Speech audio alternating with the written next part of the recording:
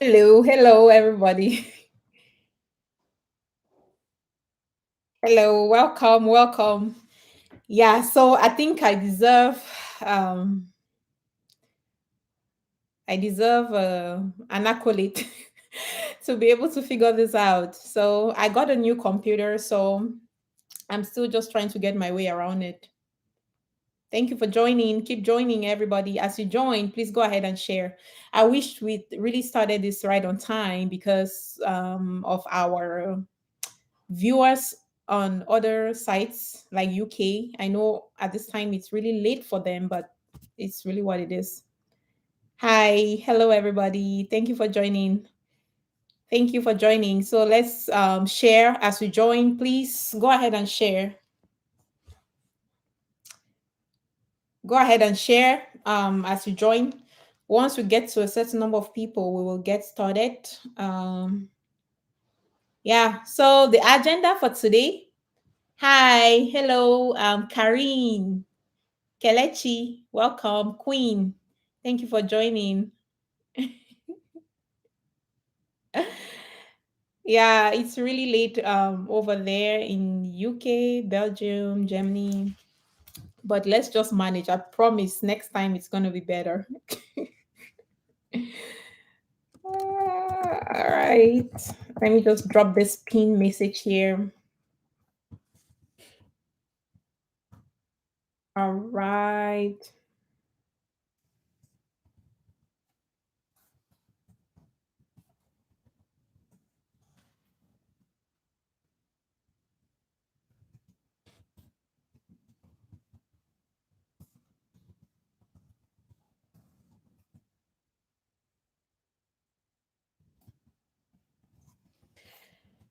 Thank you for joining, everybody. Thank you for joining. As you join, please kindly share so that others will catch up.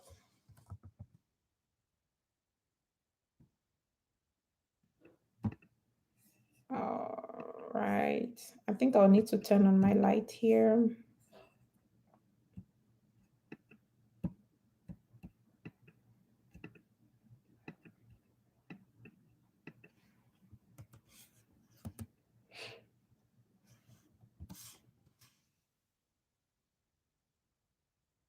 Okay. All right. Ijoma.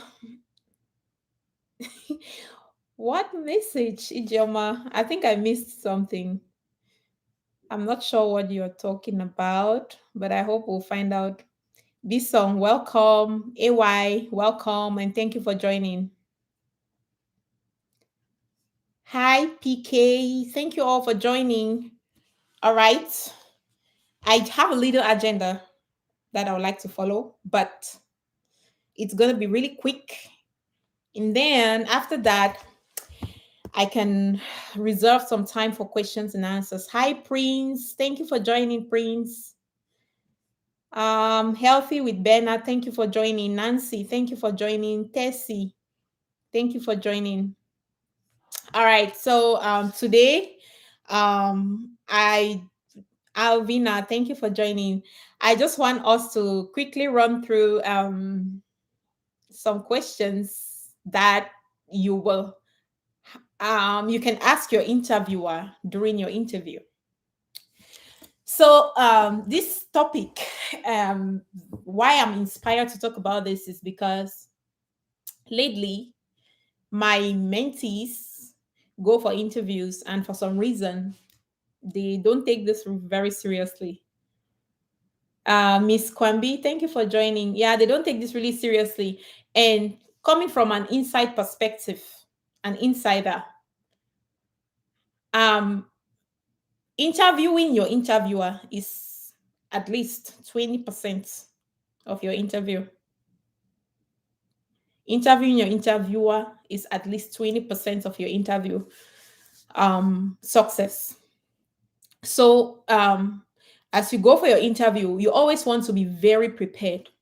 You're not only prepared with going to face a judge and answer questions. That's really not what it is. Um, you being prepared is first of all your approach to your interview. If you go for your interview and you're not ready to interview your interviewer, it that only tells me the mindset you take into your interview. That only make me to think that, because if I'm an interviewer and then I'm interviewing a candidate and then it comes to the candidate's turn to interview me and the candidate's like, oh no, I'm fine, I don't have any question. Okay. I would first of all question your leadership capabilities. And then secondly, how do you see interview? You should be seeing interviews as, again, team, this is always, I always like to be very collaborative. Good evening, Osla. Thank you for joining. I always like to be very collaborative. So as I go through this thing, I don't want you to think that anything I say is built on stone or final. I also appreciate your ideas too. So please drop your thoughts on the comment section. Let's see what we can do. Yeah. So I would think that you see interviews as an exam, which is really not. Interviews really is not an exam. When you go for your interviews, I suggest you approach your interviews as networking opportunity. Interviewers love people who come ready to challenge them, not arrogantly though. So I hope you don't get me wrong. You're ready to challenge them by triggering their thoughts. They love people like that because they will already know that you joining their team again as a servant leader, true leader. You will not be imposing nothing on nobody. While being able to do that, they also want to see that you're able to challenge the status quo, because that's how you people as a team are really able to be innovative. You see, so during your interview, they are assessing that area too. They want to be sure that you are coming in as that change agent they are looking for. And how do you even successfully sell yourself as that change agent when you don't even have good questions for your interviewer? So, yes, going for your interview, you have to be prepared to interview your interviewer, just the same way your interviewer comes and is ready to interview you. So, for you to successfully go through that and have the right mindset to be successful, is you first of all seeing your interview as a networking opportunity. See your interview as a networking opportunity. Don't see your interview as you're going to take an exams and then you start having examination fever. Nervousness kicks in. You see, stuff like that. Nervousness kicks in. So, Ijoma, all right. One thing is that, just so you know, I'm not the one monitoring the email, but I would follow up with the person in charge and make sure that they figure out what you need. I'll take that as my action item. So I'm so sorry if there has been any inconvenience or something. Yeah, so I would want you to see your interview as a networking opportunity. Come to think of it, assuming that you met a new friend, acquaintance online, right? And then you all agree to connect, to get to know each other. That is an interview for you. I need you to go to your interview with that same mindset, like you're connecting to know each other. However, it is a professional setting. Yes. So the only difference with that is it is a professional setting, but it is a networking opportunity. It's not a superior and a subordinate opportunity. No, that's really not the way it is. For good organizations with hiring managers with good leadership capabilities, they will fall in love with people that come prepared to challenge them. Again, not challenging them arrogantly or coming across like they know everything. No, challenging them by asking them thought-provoking questions. And the line of questions will fall under two categories from an agile perspective, though. It will fall under two categories. You're looking to learn about the organization. You're looking to learn about the teams you'll be supporting. Those are really the two categories that your line of questioning will fall under. So typically, the way this work is, when interviewers connect right during your interview, sometimes right from the beginning, they would ask you if you have any question for them before they dive into the interview. Yeah, you may have questions for them at that time. You go ahead and ask, but most of the time, I would typically tell them, okay, well, let's just run through the interview process, the whole conversation, because it's really a conversation though. Let's just run through the conversation, and then I'm very sure that by the end of our meeting, I will have good questions for you people. That's how I usually address it. You see, because I also want to make sure that their own agenda is covered. They have the chance to cover their agenda that they came with, you see, because I don't want to seize that opportunity from myself, from letting them put out all of their questions, because that's an opportunity for me to sell myself through their questions. I don't want to seize all that time and be asking them questions, and then at the end of the day, they are not able to run through the questions that they have.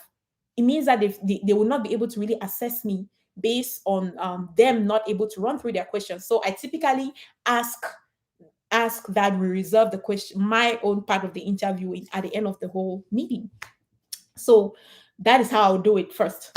And then, secondly, as we dive into the conversation, they go through all of the interviews and all of that, and then it comes to my turn, and then they ask, "Do you have a question?"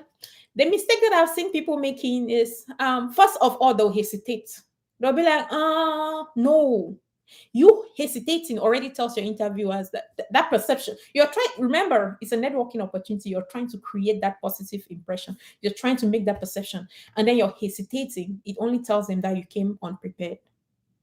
You see. So when they give I finally get that chance to ask them, to interview them, as they ask me, "Do you have a question?" "Oh yeah, I'm jumping. Oh yes, I have a lot of questions, but for now I'll try to limit it just around a couple, just not to give you a hard time. I'm just being very authentic through my interview, just the same way I'm authentic with you live. My real life, I'm the same. That's the same spirit I bring to my interviews, and that's why I hardly, and if I fail an interview, it's truly because I really want to fail that interview, or maybe that opportunity wasn't just for me. I don't fail interviews, never, because the authenticity I bring into my interview, there's just no way these people will not catch feelings for me. Seriously. Yeah, so that's the way I really address it. So yeah, so when it comes to that, then yeah, I would, just the way I would grab that opportunity, it shows in that I came prepared, you see. And then I would, again, keeping in mind the two areas, the two criteria, I am looking to learn more about the organization, and then I'm looking to learn more about the teams that I'll be supporting. Now, one thing I need us to also understand is that when it comes to the kind of questions you're asking your interviewer, the kind of questions that you ask your interviewers, it will tell them your level in this in the career. It will tell them what level you're at, whether you are a junior, whether you're just starting, whether you're a senior, or whether you're a pro in that field. Trust me, they look at these things. When you go for your interview, don't just go ask, "So when am I going to start?"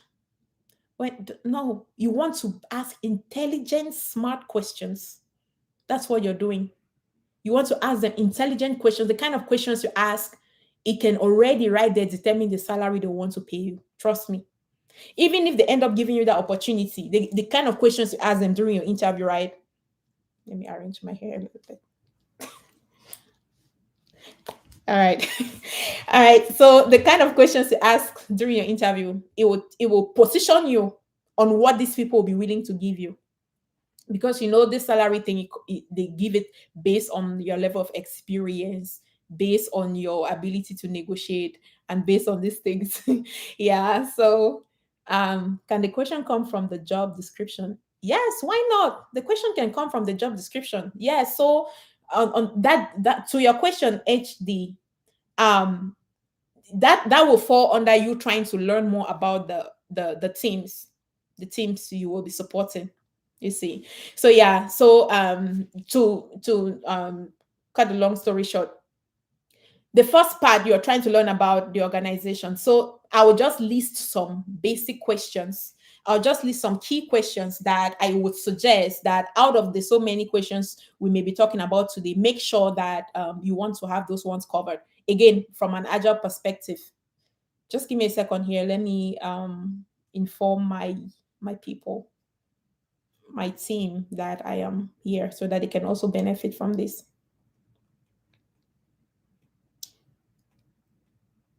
All right. So from the organizational perspective, you going in as anything agile, whether agile practitioner, scrum master, agile coach, the first thing I want to know from them is why they decided to transition to agile. You know why I'm asking that question? The reason why I want to know why they decided to transition to the agile environment first is to be able to determine if I will suffer in that organization or it will be a great place to work. Organizations choose to transition for so many different reasons. Robert, I don't. All right, that's a very interesting question. We'll come to that. Organizations choose to transition for so many different reasons, and trust me, their reason for transitioning usually makes a huge difference on how they will embrace agile and how they will mature. It makes a huge difference. For example, the typical reasons why organizations will transition. This topic today is very interesting because it touches on so many different important things. You may have connected and be thinking, oh, it's just to go learn some of the questions that I'll ask my interviewer. But through this particular topic, you will learn so many different important things. So again, the reason why I want to ask my interviewer why they decided to transition to agile, it will tell me if I will suffer in that organization, because 80% of your work is really as a change agent, and changing people is not easy. Human being is the most complex creature ever existed in this world that you can change. Trust me, and 80% of your job as a true leader is being a change agent. Only 20% like that is really teaching Scrum, to be honest with you. You see, so their reason of transitioning usually makes a huge difference. For example, typical reasons why organizations would want to transition is because number one, it's the trend. Everyone is going agile. So why not? Let's follow the trend. Let's follow the market. That's one of the reasons why they'll decide to transition. Another reason why they'll decide to transition is because, oh, they've heard that because they are software development organization, they use Scrum to do those kind of work. You see, and then now they'll jump in it, not really understanding what the agile is even all about. And now they are jumping in it and doing it instead of being it. And you cannot do it if you are not it. You see, that's another reason, because they've heard that that's what would be best to solve their problems. And then they just say, okay, from today, team, everybody, you start working in 2 weeks, sprints. So that's the Scrum for you. And then another reason why they would want to do it, which is what I am hoping my interviewers tell me, is because they heard about it, they did some research, they learned more about it, they fell in love with it, and then they believe in it. That is what I am hoping, that when I'm meeting with my interviewers, that's what I need them to tell me. That's what I want to hear from them. I want to hear that they believe in it. I want to make sure that they show me that they believe in it. Because if you believe in something, as I usually tell us, passion cannot be taught. You cannot teach passion. You can teach everything else, but not passion. And if you are passionate about something, if you truly believe in something, you will support it to the fullest. You see, so if I see that they actually believe in it, I know that, okay, my life will be sweet in that organization. My life will be easy in that organization. You will not, you will not join them and then they start seeing you as the enemy because you are trying to help them, learn and improve. And then they start seeing you as you're coming to change things for them. But they hire you to do this thing and then now they are resisting. So the reason on why they decided to do it in the first place usually determines if they will receive your message, or they will fight you. You see, so I'm sure this is already touching on Robert's question on why are Scrum Masters so hated by the developers. Yeah, so again, we'll dig more into that. Yeah, so that's really one of the reasons, the best reason why organizations should transition. So I want to make sure that they tell me, I'll ask these questions. So if they tell me that, okay, I will start wanting to consider joining them. But if, for example, someone tells me, I really don't care about Agile, as long as you're getting the work done, I don't care. No. Yeah, we want the work to be done, but I need you to care because I know that if you care, you will support it. So that's one question. I would always want to know why they decided to go Agile. The second question I would want to know is, okay, based on the time you've been with the organization, how mature is the organization in their Agile journey?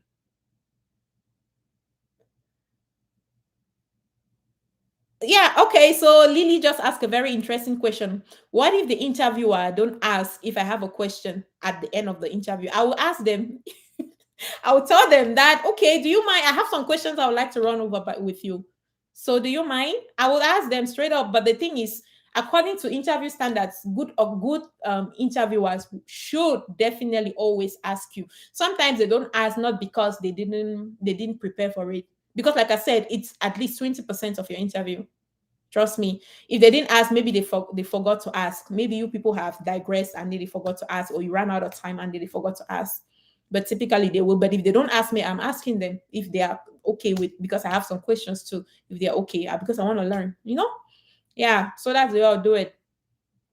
Yeah. So yeah, that's one of the questions I'll ask. And then secondly, I would want to know their level of maturity, because their level of maturity also will help you know how prepared you should be in terms of whether you're coming to meet teams that are still starting. I don't know if you are familiar with the different approaches to rate maturity. We have the Shuhari approach, we have the Agile maturity ladder approach. Yeah, so many different kinds of approaches.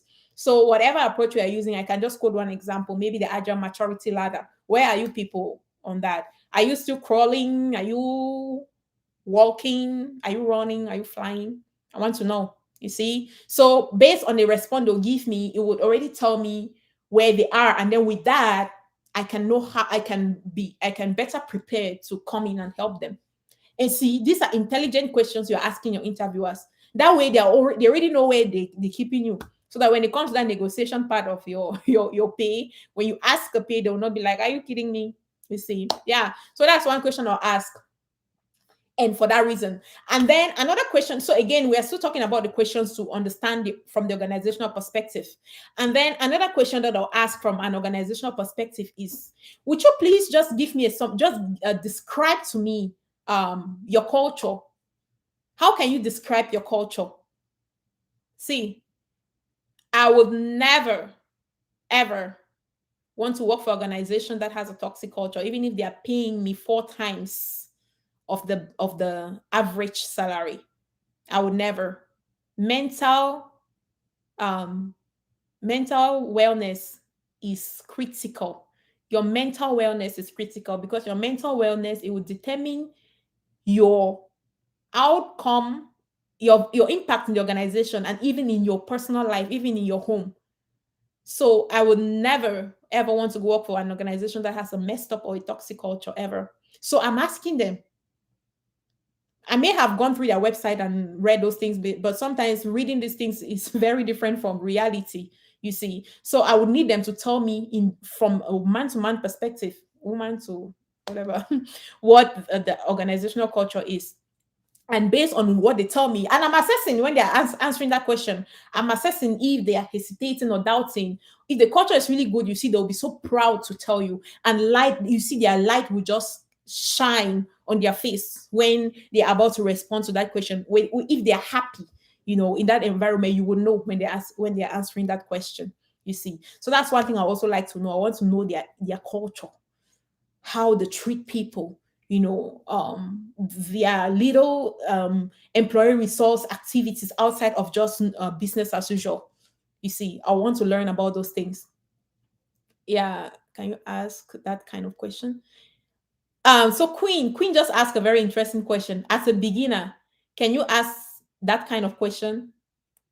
That's exactly the reason why I am bringing this topic to you, so that you know the kind of questions you should ask, so that they already have that perception that you know what you're talking about.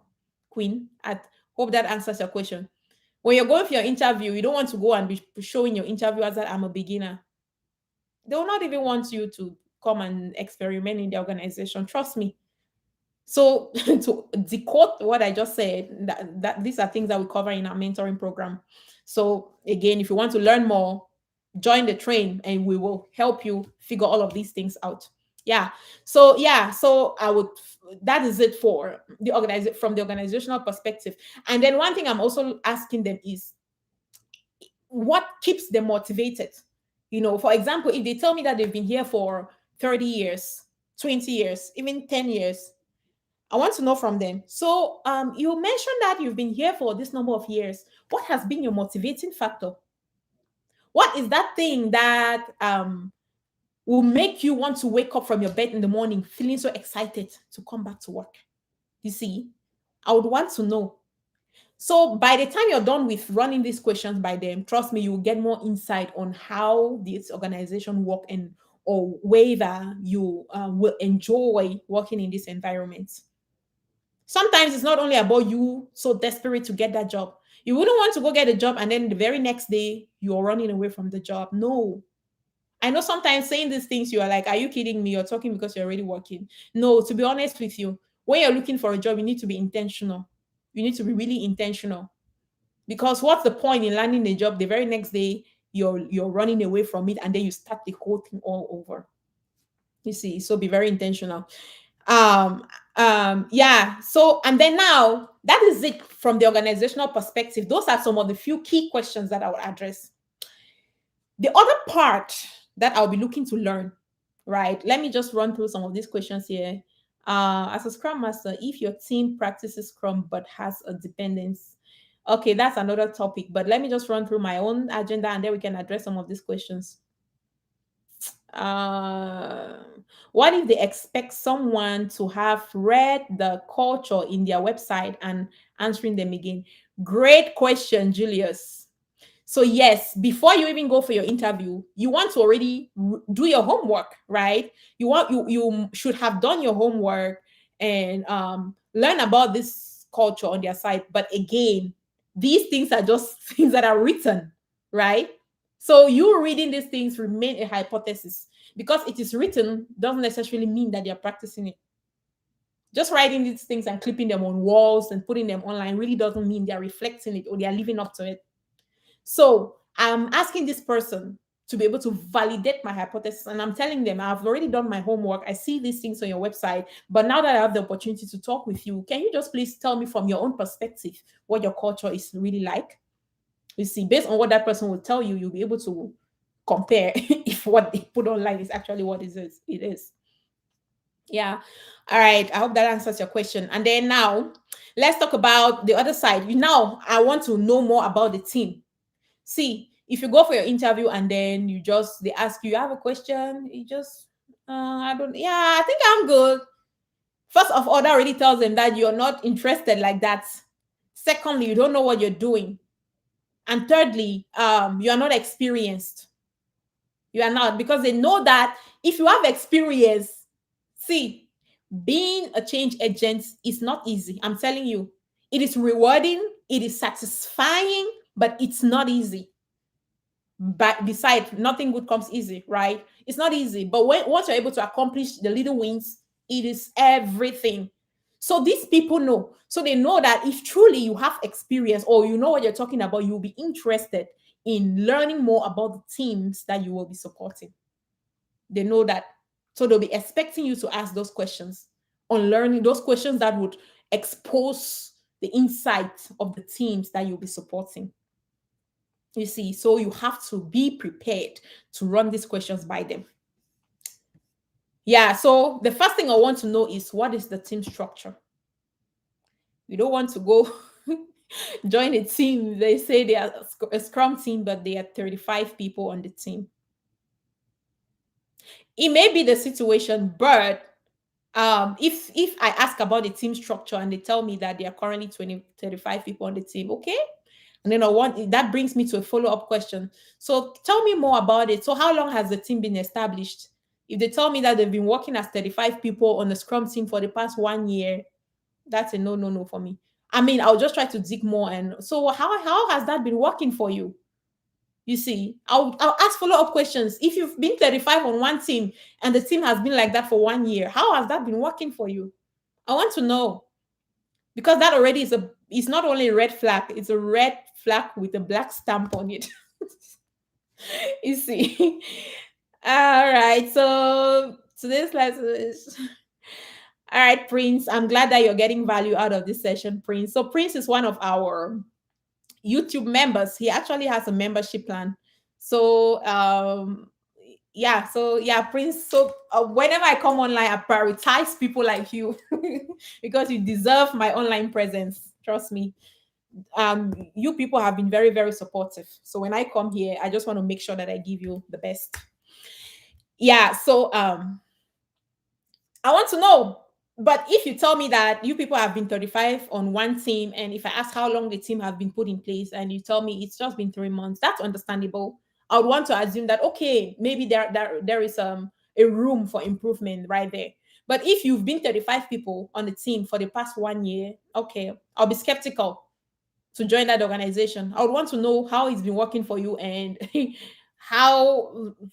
why that number of people, because the fact is that there's just no way 35 people on one team can collaborate very well, can plan very well. Imagine if you have to plan or estimate user stories for 35 people, how can you do story pointing? How can you want to get opinions? Because it's supposed to be a consensus thing during this estimation, as just an example. How can you come to a consensus with 35 people for a meeting that's supposed to run for like 2 hours on, and then you people finally are able to get all the work items that will fill in the capacity of 35 people in one sprint? Tell me how that's possible. You see, HD is asking, what if the team has 11 members? That's very okay.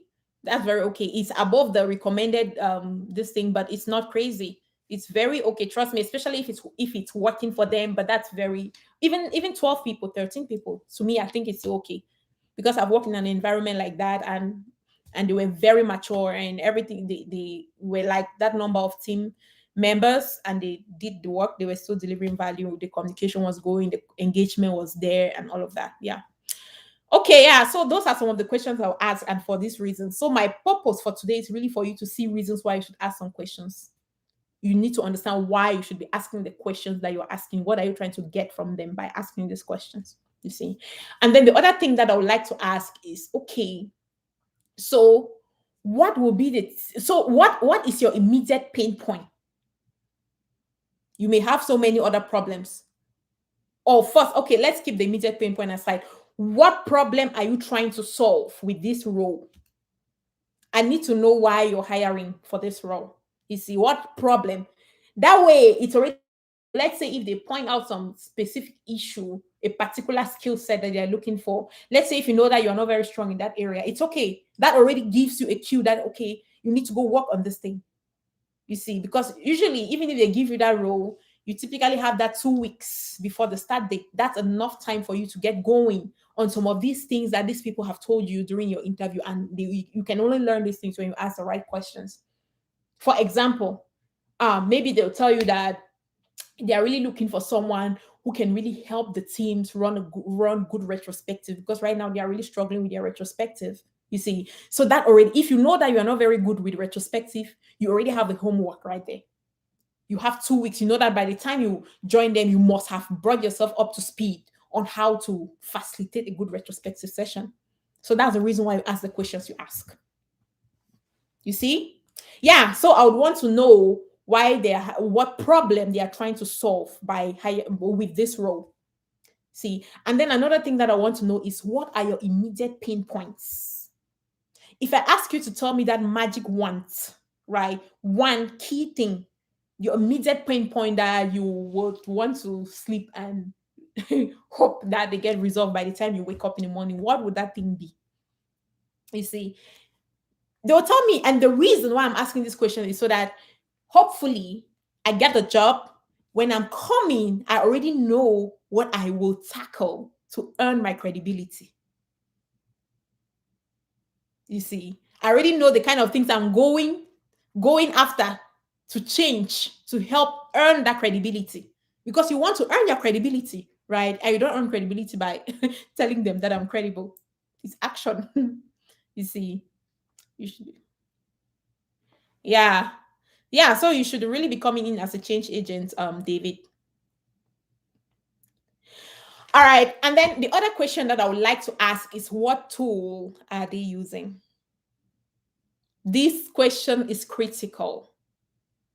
This question is critical. You know why? You don't want to be caught on surprise or by surprise. You don't want to be caught by surprise.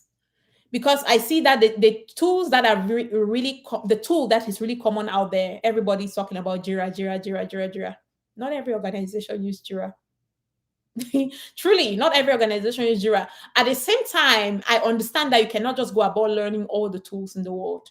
You cannot go about learning Azure DevOps, learning Jira, learning Rally, learning TFS, learning all these tools. It's really not valuable like that, especially when you're still searching. Trust me, this you really become acquainted or familiar with these tools by using them on the job. That's really how you learn these tools. That's why sometimes people will reach out to us and like, do you teach Jira? Do you? I'm like, are you kidding me? Well, I really don't say that, but I try to help them understand that they really don't need to. That's not priority. But regardless of what you say, they will still not get it.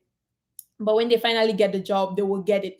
That you really don't need to focus on these tools because you learn these tools as you need them.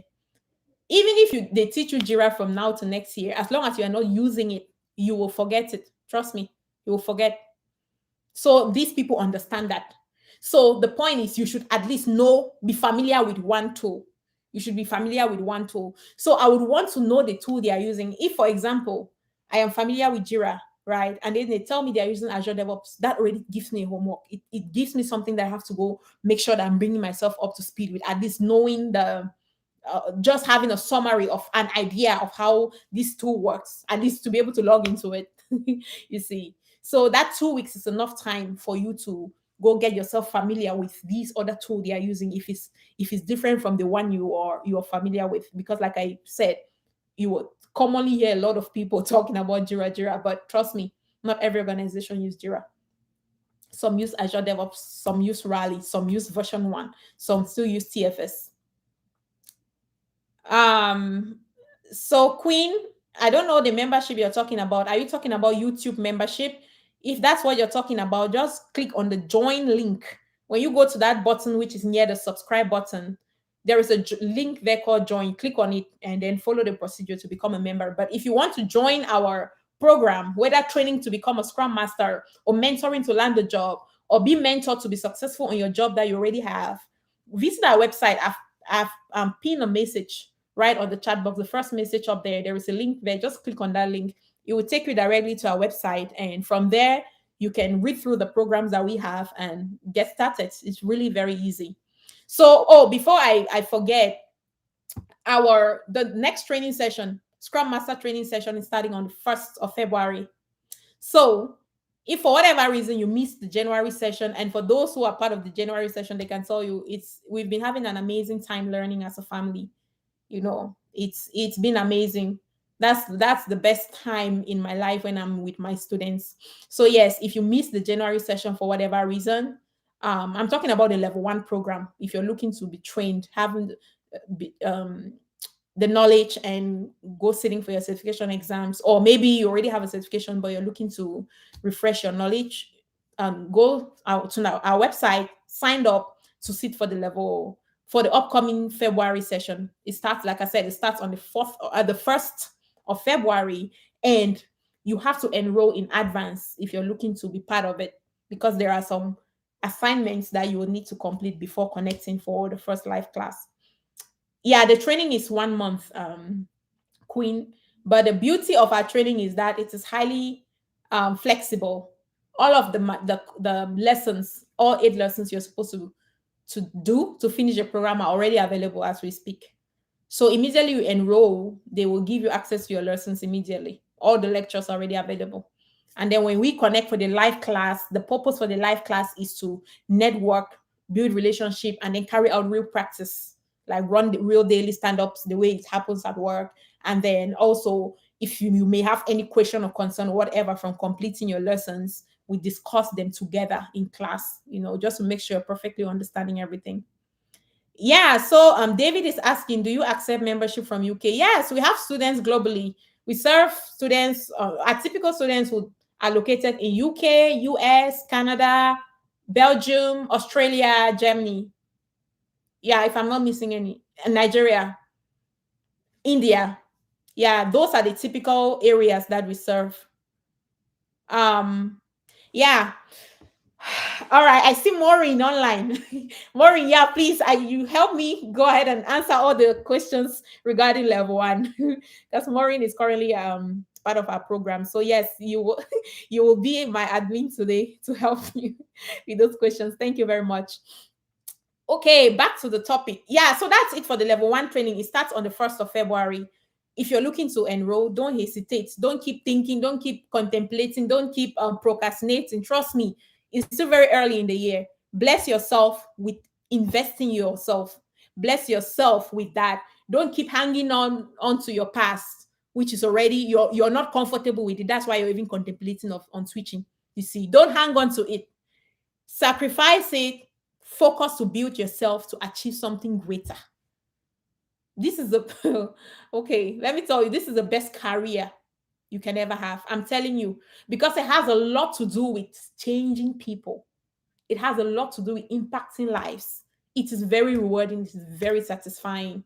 As long as you have a decent level of education, as long as you have a decent background of education, as long as you're willing to learn, as long as you think you're coachable, you can be a scrum master, a very successful one at that.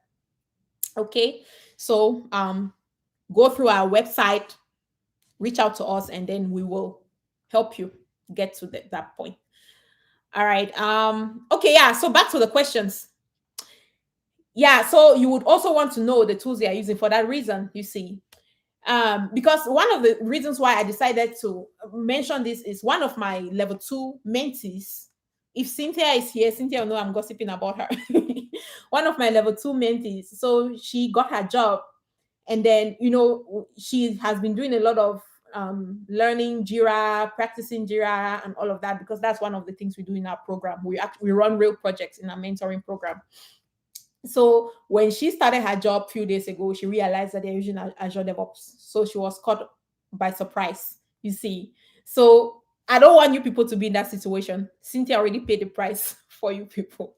So that is why it is important during your interview, ask these questions so that you know the tool they're using, so that if it's something you're missing out on, you go bring yourself up to speed. You see. All right. Yeah, that's it. And then the other question you would also want to ask is, what would be the typical challenge you will face on daily basis? You see, the answer to this question also will tell you if that challenge is something you can do it or no, or you want to just now keep your challenge. I'm not interested. You see. So yes, you would want to know the typical challenge that someone in that role will be facing on daily basis. I asked an interviewer this, and the interviewer said, resistance. Serious resistance from leadership. That's the most scary one. If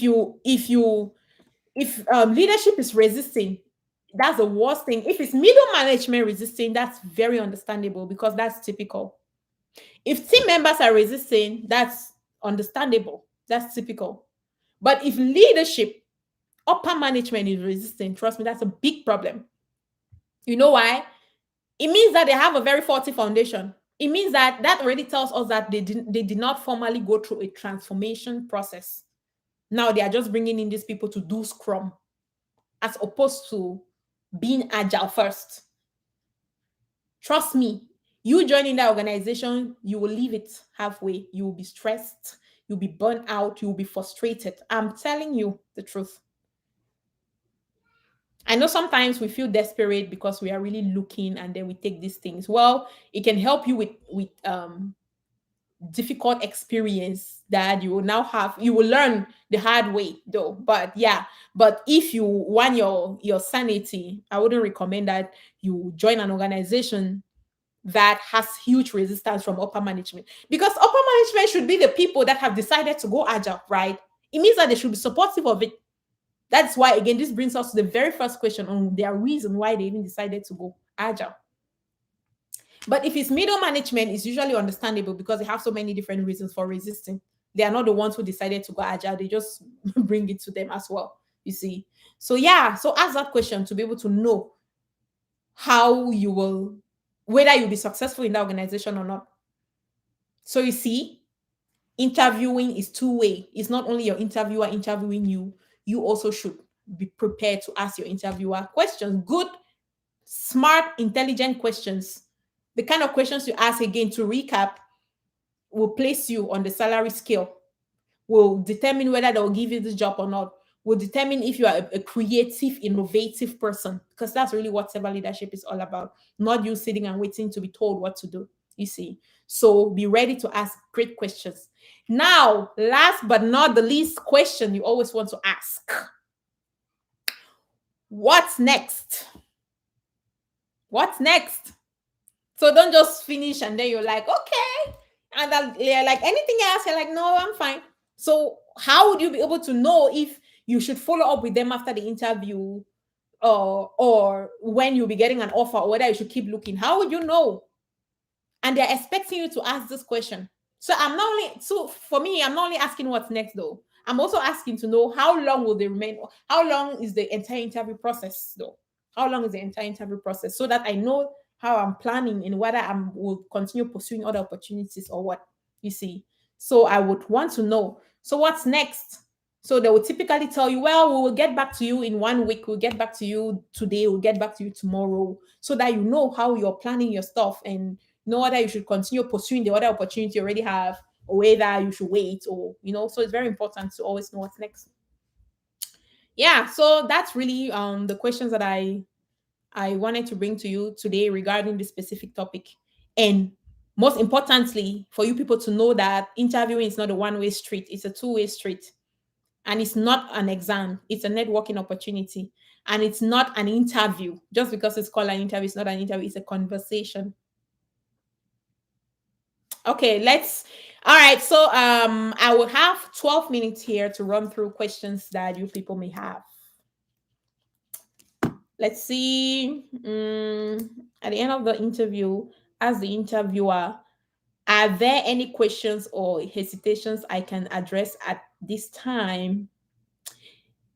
Yeah, yeah, that's a good question to ask. That's another good question to ask. Yeah, you'd want to know, because sometimes you may have said something and now they are it brought some hesitation or skepticism, you see. So that's an opportunity to ask, so that they share with you. So you want to find that opportunity to clarify, just in case there was a discrepancy, you see. So you want to have that opportunity to clarify on anything. One thing that I would suggest, that you don't go ask your interviewer, because some of my mentees did this a while ago, and I had to address it, and that's why I'm bringing it to you people. One thing that I don't want to go ask your interviewer is, okay, how did I do in this interview? See, let me tell you, it's a good thing to get feedback, but trust me, asking the interviewer that question, it puts them on the spot, because at the end of the day, they'll still get back to you on feedback, right? Whether they are giving you the opportunity or not. So you asking them, how did I do? It puts them on the spot. You don't want to put your interviewer in that position. You see, you don't want to put your interviewer in that position. So please be considerate of things like that. And then the funny part is that someone asked this question, right? The interviewer was even feeling funny to respond. However, the interviewer provided feedback that, okay, this is how you did, this is how you did. And then when the interviewer was providing the feedback, the person started arguing. She started being defensive. That although I'm like, what? That already, it puts you at a very bad place, because it shows that you're not very receptive of feedback. You've asked, the interviewer has even been so kind to give you on the spot feedback, and everything the interviewer was even telling was exactly true. I would even be more critical than what the interviewer said. When the interviewer started giving the feedback, the person started arguing, started justifying everything the interviewer was saying. You see, you don't want to do that. All right. I actually asked for feedback and got the job. Okay, good. Good. Yeah. All right. Yeah. So just be careful though. Just be careful the kind of things you ask. And again, you would know whether you did well in that interview or not. You will know. You'll be able to determine. And if you are that comfortable, you see that you've been very positive. You can go ahead and ask them, but again, to each their own. But if you know very well that everything has not been going very smoothly, even if you ask and then they are giving you the feedback, don't be defensive. Don't justify everything. Don't do that. Receive the feedback with gratitude and then go back and decide whether you how you want to use that feedback, because feedback is truly a gift. Okay, so Slim Sagittaria is asking, what do you mean about the question? What is your pinpoint? Okay, it's not pinpoint, it's pain, like pain, something hurting you. Yeah, pain point. That is it. Like your biggest difficulties right now. What is the key, the biggest issue you're facing right now? That's really what that means. Your pain point. That's really what it is. I hope that answers your question. All right. So now, please, just if you have questions, feel free to shoot your questions. So let's run through them. While I'm waiting for questions to come across, I also want to inform you all that our level two is still ongoing. So for those who are not familiar with what we do in level two or what the level two program is all about, team, you know that having a certification is one thing, getting the job is another thing. Having a job is 100 times difficult than having a certification. Having a certification is really nothing. Trust me, it's really nothing. It's that easy. And the reason why I'm bringing this up is because most of the times you see people reach out for the mentoring program, right? And then they will go through the prizes and then they're like, I already have a certification. So it shouldn't be, it should, being mentored to get a job should be cheaper than having a certification. That's what they would tell me. It's okay though. That's their understanding. So that's why I'm seizing this opportunity to inform. Come to think of it, if it was very easy to land a job, why is it that these trainers out there don't take it as part of their accountabilities to um you getting the job being part of your program? Why are they not committed to an extent of to a point where you get the job, if getting the job was that easy? That is why you see trainers, they make sure that the scope of the work of their services only ends are on them transferring the knowledge to you and then you go getting your certification. That's why they only end at that level. And that is why you see a lot of people out there struggling, having only a certification. And now they're thinking, because that's what so many people would think, and they call it, they start saying that I'm a Scrum Master. They start thinking they are a Scrum Master or an Agile Coach. They only have a certification. No, you are not a Scrum Master. You are certified. You have a Scrum Master certification. That doesn't make you a Scrum Master. You see, so there is a huge difference. But what a lot of people fail to understand, and a lot of trainers don't expose to people, is that you having a certification doesn't mean that you are a master. It's a whole different ball game. A lot goes into it. And that is why in our program, the training part is cheaper than the mentoring. Because the mentoring part, again, is not, we are not only about you getting the job, again, because getting the job is one thing, keeping the job is another thing. You see, you don't also want to be in a position where you finally get that job, like you have this sweet, ripe mango right close to your mouth like that. Just right when you're about having a big bite, it's taken away from you. How would you feel? Tell me.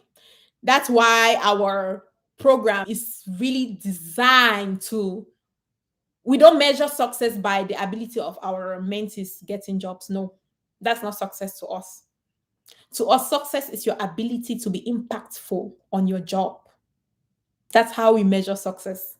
So the next time you're reaching out regarding our program, please Don't come with the impression that, oh, you already have a certificate, you've already been trained somewhere. So you just, I just, so what most people will say is like, no, I just need some questions on interview, and then I just need my resume. I just need to have a sweet, nice resume and all of that. No, you don't even know what you need. That's the thing. That's why you've been searching for 2 years. That's why you've been searching since 2016, since 2019, since 2020, since 2021, the entire 2021, you've been searching and you did not get the job. That's why, because you don't even know what you don't know. That is why you need a mentor to help you know what you don't know. You see? So having that job is as challenging as anything. Look, when it comes to the training curriculum is standard, right? I can wake up in my sleep and train you. In my sleep, I don't need to go review no notes, no nothing to come and train people. I don't need to do that because it's something I've been doing for a while. So I know everything when it comes to that training. I know everything that I can deliver even in my sleep. But when it comes to this mentoring, you really don't know how the market is evolving. You don't know the different techniques that interviewers come up with. You don't know the different things that they're looking for.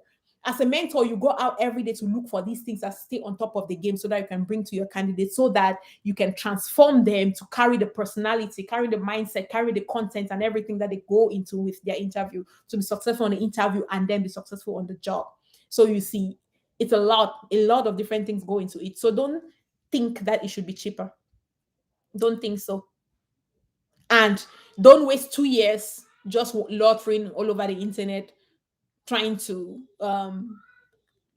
get a job by watching videos. I mean, a lot of people, I mean, so many people have gotten jobs. Like I said, last year, almost 200 people, over 200 people got jobs just by following on our contents here.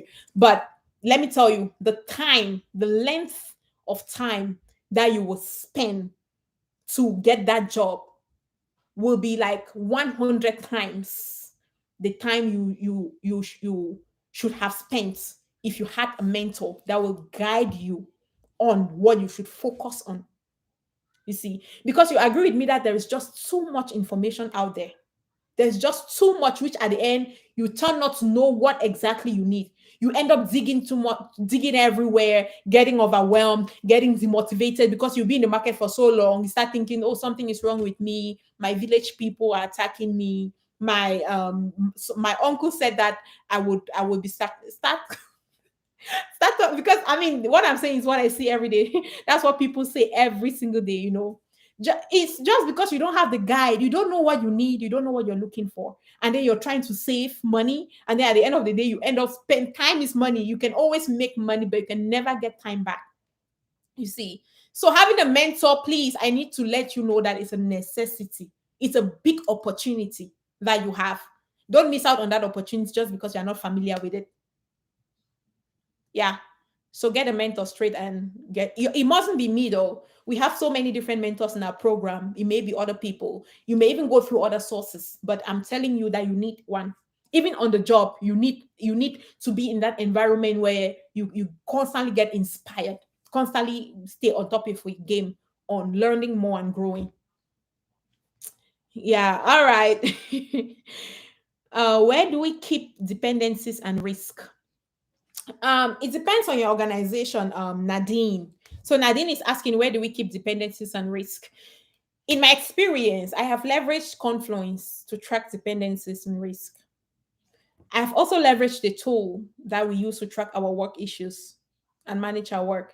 I've also leveraged that Jira, Azure DevOps. I've also leveraged that to track. I've also leveraged Teams, though Microsoft Teams, yeah, on their file section, the folder section on our channel. I've also leveraged that. I've also leveraged the collaborative whiteboard tool like Mural Mirror. Yeah. So it depends on what you're comfortable with and what your organization is going by. uh Wahab, it's Nigerians that are always saying my village people. After me. Well, I don't know about that, but I get that a lot though. I get that a lot. People will call and they are so demoralized and they're like, I just don't know what's wrong with me. They start telling you some story about when their village, when they left village, and start connecting all these things. It may be true, but trust me, 95% of the time it has nothing to do. I'm telling you. You would see some people sometimes when they join the program and then they discover the inside of what they've been missing. They now see that they've just been, they, they started laughing at themselves. Like, what have I been doing? What have I been doing? Sometimes people are quick to throw stones and blame their downfall on whatever situation, and which is not true. And it's simple. If you are just able to discover what you don't know, you will see that everything will begin to make sense. Yeah, so please don't be always quick to blame your village people and everything. How to deliver good or bad news to your team? How do you deliver good? Assuming that's what you're asking. Reeling this asong asangong. Okay, reading. Yeah, how do you deliver good or bad news to your team? Reading this, I think that's a very good question. So first of all, it depends on the relationship you have with your team. It depends on the relationship we have with your team. I'll give you a real life scenario. So I had been with a team, right? The engineering manager was a chronic waterfall mindset person, waterfall minded person. You see, one of our team members lost their mom, right? One of our team members lost their mom, so the person wasn't supposed to come to work. The person reached out to me. So the person sent a text message adding me and the engineering manager on it, telling us that this is a situation.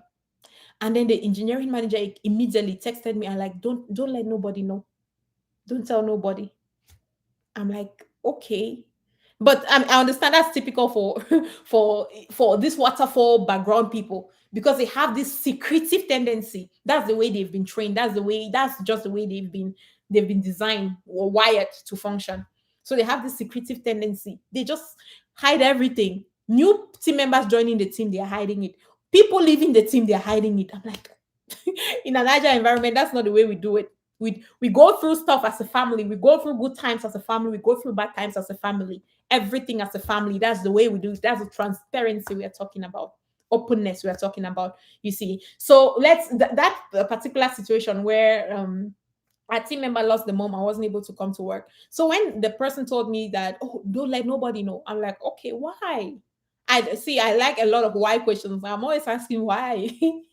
So I'm like, why? The person's like, no, well, for no reason, just that we don't just know how they will react to it. I'm like, this team member is a family member. At this point, I believe that that person will appreciate support from their peers. So I believe it would rather be a good thing to let the team know what our other team member is going through, so that it's not even all about the support that they'll be getting. It's a whole lot about them being able to accommodate the person's part of the work that they were supposed to be doing. I was in the middle of the sprint.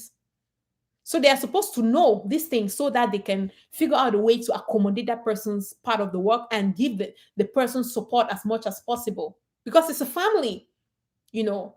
So I explained this thing to this person, and the person was like, okay. The person only said that just because I was on top of it. But moving forward, the person will still continue doing the same thing. The person was engineering manager. So yeah. So I think it's just simple. Just tell the team what it is. We even lost a team member last year to COVID. The team member even died at work. You see, so it's just simple. So when the atmosphere is conducive, just talk to them. And one thing I'll do is that I don't deliver news like that using text message, or my thing is running down. Using text message or email, because we are a family. So let's say during stand up, the stand up is over. That may be my parking lot item.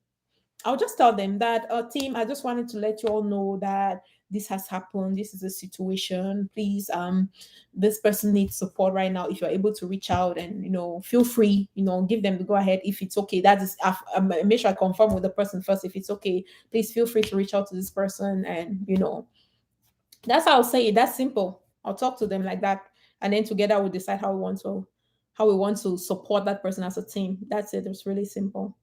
All right. So Siri Gildas is asking, is there a difference between a bug and a defect? Really not, though. Really not. Yeah. I have gotten, so Osla is asking, I have gotten the certification and really need help in landing my first job. Do you take installment payment? Yes, we do. So we have people in charge of that. My own area is to deliver content, mentor, coach people. So Osla, what I would suggest you do is just see the message on the pin there, go to our website, from there, just get our email and just send us an email and request for the manual enrollment form. It has all the information regarding instrumental payment. They will gladly send it to you like immediately, and you go from there. Yes, we do instrumental payment. um Prince is asking, this session is very impactful to me. Thank a million. You're very welcome, Prince, and thank you so much for your consistent support. Consistency is the key word. Thank you so much for being consistent. I appreciate you as well. All right, Mustafa is asking, please, if an interviewer asks, how would you go about transforming or coaching a newly formed team from a waterfall to agile? Yeah, that's a very valid interview question. So first of all, what I would do is I would attack their mindset first. That's what I would do. I'll assess their mindset first and then see where they're at from a mindset perspective. That's the being agile part of things. Based on where they are, okay, I would determine if I have to close that gap on mindset. But because if they're coming from waterfall, yeah, that mindset should be something we want to deal with first, so that when you start doing agile, it will run through smoothly. So I would go through, covering what agile really is with them, focusing on the agile manifesto and then the scrum values. I go through with that, set clear expectation with what we expect to accomplish as a team, what we expect of each other, and stuff like that. That's how I address that, you see, and then continuously monitor progress based on the agile maturity ladder. That's what I would do. Continuous follow up through mentoring, coaching, ad hoc trainings, facilitation, advices. That's what I would do. That's how I've transitioned my teams. All right, Father is asking, Father Abraham, I'm in Nigeria, relocating to UK in 3 weeks' time. Congratulations, Father Abraham. I'm a newbie. Please, what is your advice on how I could start and build to become a Scrum Master? We have everything set up in place for you, Father Abraham. Whenever you're ready, just shoot us an email. But I strongly recommend visit our website. I think you, as a starter newbies, you will need level 1 and level 2. That's what you will need. You need level 1 and level 2 to be trained, get a certification, be mentored to land the job, and be successful on the job. You will not need level 3. Level 1 and level 2 is what you will need. We have everything covered for you, Father Abraham. All right, Francis is asking, how can we address the question, how much will salary do you how much salary, I'm assuming this is what you mean. How much salary do you expect? That's a good question, Francis. So how much though? How much salary do you think you deserve? I want to know. Yeah, so that's a very important question. So the way I've always addressed this question, first, come to think of it, you don't want to be in a position where you go say something that's above their pay scale, right? And then you don't also want to go way below, because once you say something, it will be difficult to take it back, especially when it comes to this salary negotiation. So this Julian person who keeps putting in this funny links in this video, please, nobody should click on the funny link here, vum.ong. These are all spams. So please don't click on it. It may take you to a viral site and get you attacked. The only link you can click on it is the one that is pinned on this chat box right on top from Being Agile Consulting. Any other link, don't click on it. Those are all scammers and they would want to deal you. So I would Throw the question. So, Francis, to your question, I'm going to throw the question back to the interviewer. I'll ask them something like, well, that's a good question. Maybe if you tell me what you're offering, I'll let you know whether I meet my expectation. You see, so I'll put it back to them, and sometimes they'll tell you, sometimes they may be like, well, I really don't know now, and all of that.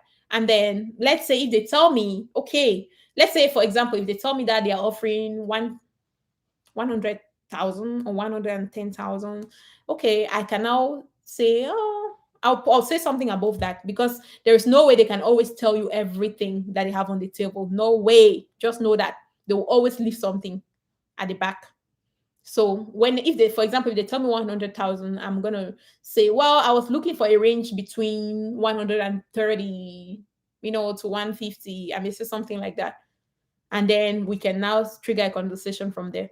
And then I will give a wide range. I will not want to give a close range to a point where I'm not able to negotiate anything outside of that.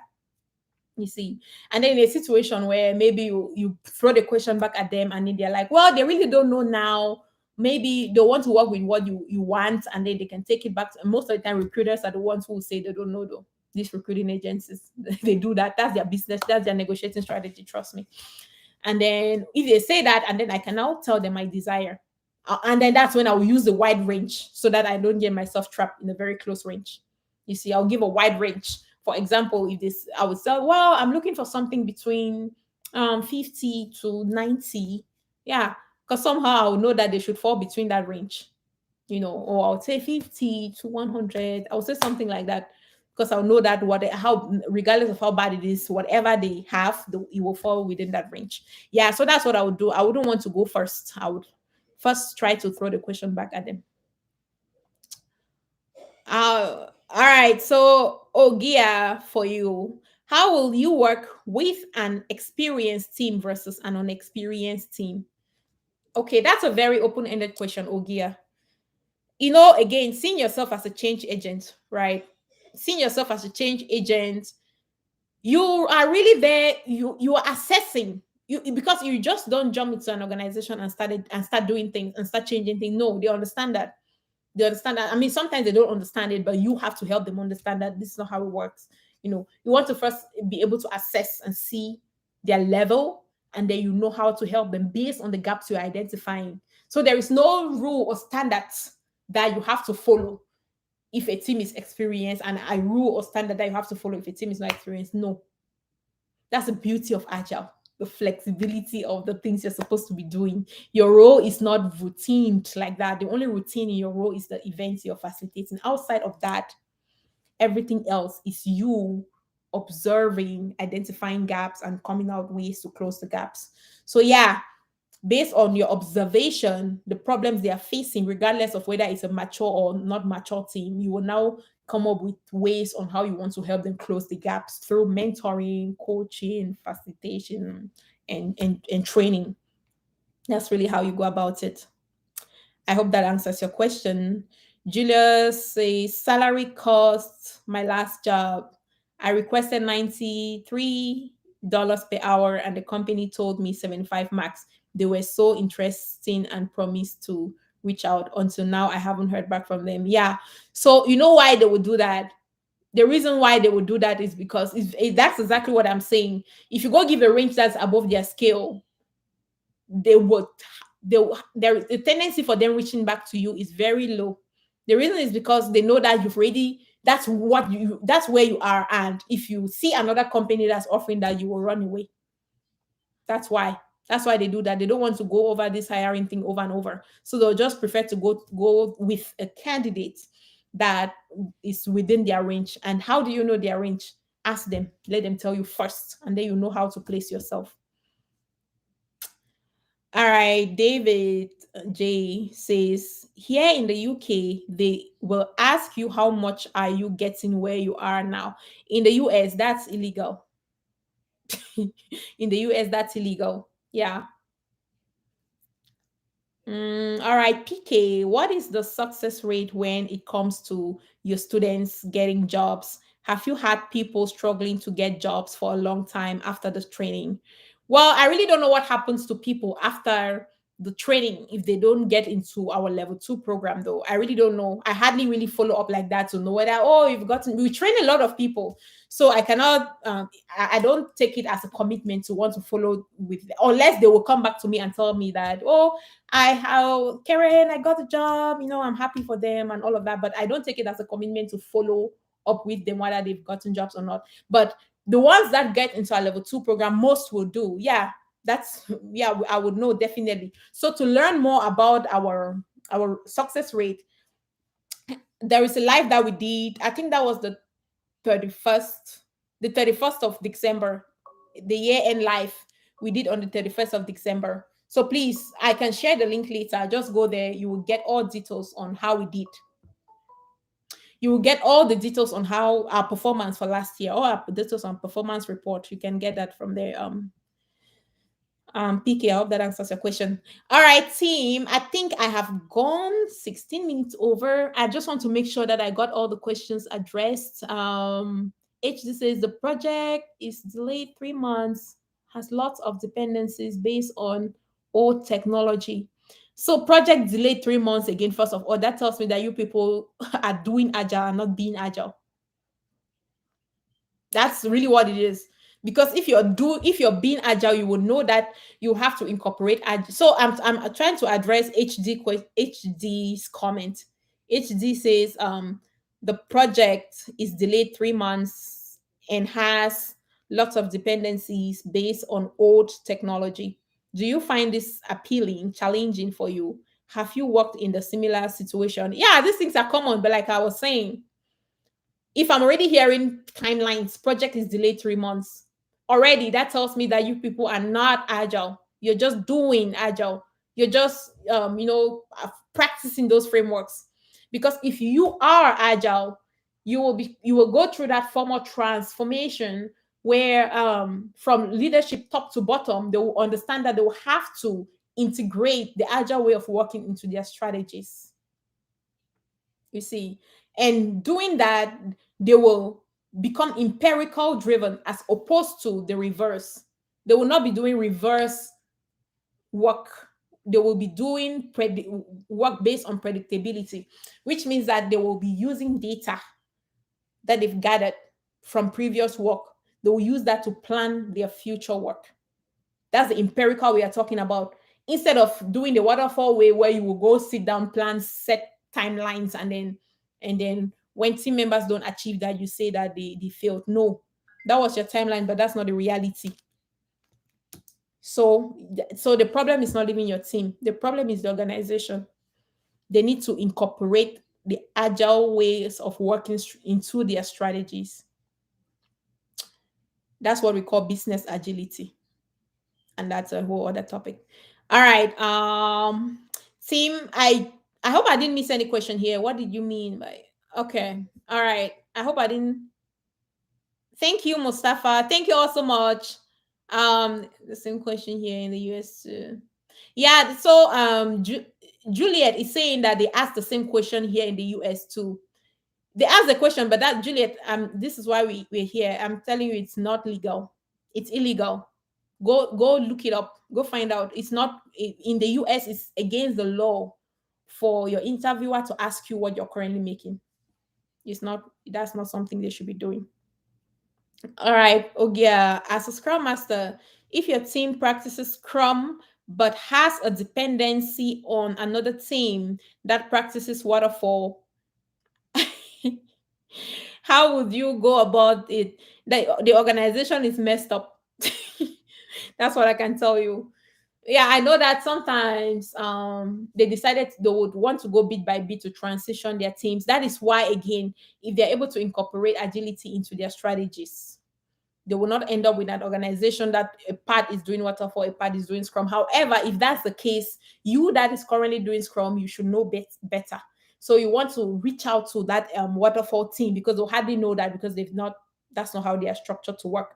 I will proactively reach out to them so that we can, in advance, discuss these dependencies and how we want to sequence our work, and then we go back to start working. That's what I would do. Yeah. How often do you do live? So David is asking, how often do you do live sessions, Karen? That's a very good question, David. But for now, I really don't have a schedule. I just come as my spirit leads me. That's what I do. It sounds funny, but to be honest, that's what I currently do. I come on live as I'm being led by the spirit. I come on live also depending on the specific question that a lot of people have been asking, and I think it will benefit so many other people. I will come on live to do that, but on a schedule base, I'm not. Well, that's something I can consider in the future, but not right now. All right. Thank you, and I appreciate you too. And I am so looking forward to working with you. I recognized your name because your name was sent to me recently to get added to a mentoring program in WhatsApp. So thank you. I'm so looking forward to working with you. And Julius Walker says they asked me last salary and said so I could see their visual expression that my bargaining was above their expectation. Yeah, so it's see, information is power. I will lie to you. Knowledge is power. So now you know that it's illegal for these people to be asking you about current salary or previous salary. You can tell them voluntarily, but you are not supposed to. Yes, you can tell them on your own. It's okay, but it shouldn't be that your job will depend on if you tell them or not. They're not supposed to ask you that. Thank you, Henry. I'm glad you got value from these. Avina, thanks. Thank you. Juliet, thank you. Um, all right. No, T TTK. Talk to Kemi. All right, talk to Kemi. As a Scrum Master, no, that's not part of your job. So, talk to Kemi is asking, have you ever used Java as a Scrum Master? Well, as a Scrum Master, you can use Java if you just want to help out. Maybe you're technical, you see, and then maybe your team is struggling with something, and then you just willfully want to help out. But it's not, you are not supposed to know Java. You don't need to. It's not a requirement. It's not. I have never used it because I don't need to use it. Yeah, but if you are able to use it, yes, and help out your team, yes, but it's don't I don't want you to think that is something you have to know. All right. All right. Um you're welcome. You're welcome. All right. Salesforce and Scrum Master. How do they merge? DOA. I'm not sure I understand your question. Salesforce, Salesforce is the name of a company, right? So I'm not sure if I got your question correctly. So if you can rephrase it, that would be good. I can offer 6 more minutes. I have 6 more minutes to give. So this is a very long life. This is the longest life I've done. Almost 1 hour 30 minutes. Yeah. So, but yeah, I would want to close in 6 minutes from now. All right. You're welcome. You're welcome. You're welcome. I've been asked for Salesforce experience last time. I was so Salesforce. Salesforce is a tool, though.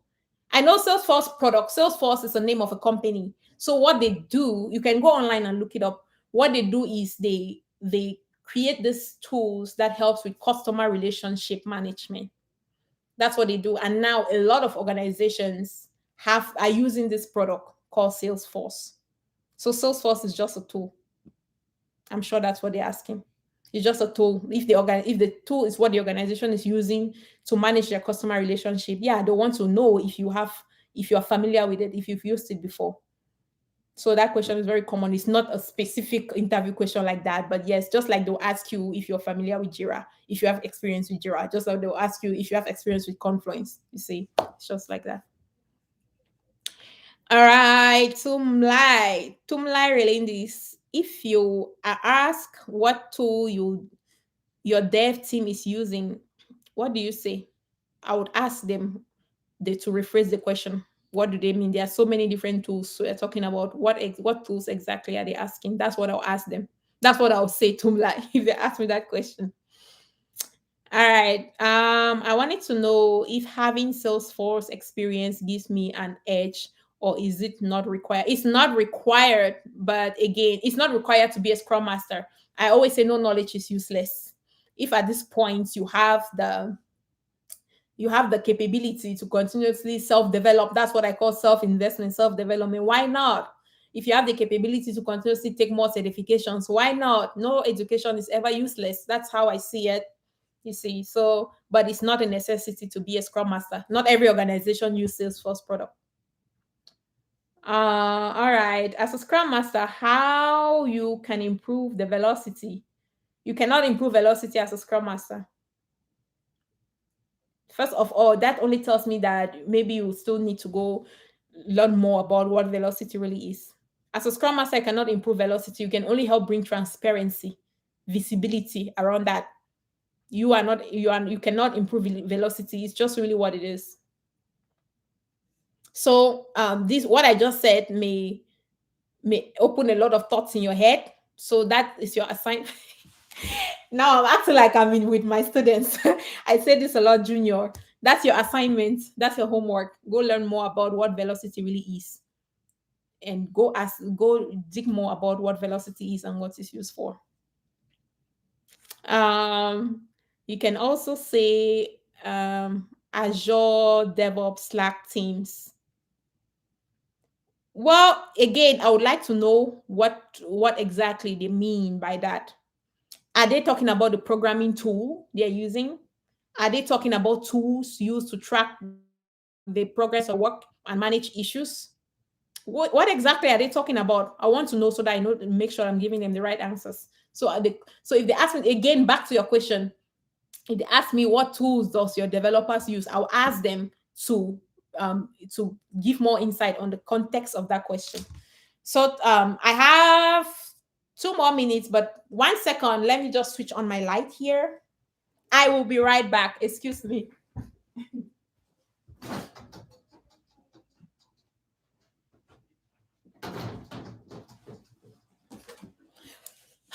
All right. So that's it for today.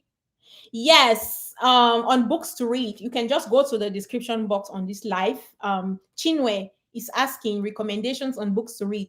There, go to the description box on that on this live. You would see great. I have some two specific books that I recommend to all of my students. So just go there through the link, click on the link straight. You will be able to get the books. Yeah. Gracie, that's more of the BA or PO understanding Salesforce, not really a Scrum Master. All right. My first time joining your live session, Chinwe. It's my privilege too to meet you. Thanks again for your time. Thank you all so much, team. I say that all the time. Anybody that I'm talking with, or I always think they're teams. That's how my brain has been wired to function in this agile lifestyle. But again, thank you all so much. I've had a great time. It's usually one of my best times being here, connecting, exchanging ideas, just talking with you or anything agile. Again, if you are looking to transition, change your career path, nothing is stopping you. First, I want you to know that nothing is stopping you. Anybody can do this. You can do this. We can help you achieve that dream. We can help you. Reach out to us if you're looking to transition. If you're a newbie, you're just starting, you don't even know how to go about it, getting trained, we can help you, give you the training you need, direct you on how, and you go passing your certification, making sure you don't even fail it. We can direct you on all of that. Contact us. The next session, February session, is starting on the 1st of February. Go through our website, go to the description box or the chat that is, hang up there. Click on the link, it will take you to our website. You can get more insight on the information. If you have further questions, you can either enroll online or send an email if you have further questions before enrolling, and we will be glad to assist you. You see, so just do that. And then if you are in between just having a certification and landing a job, that is the biggest challenge. Getting trained and getting a certification is nothing.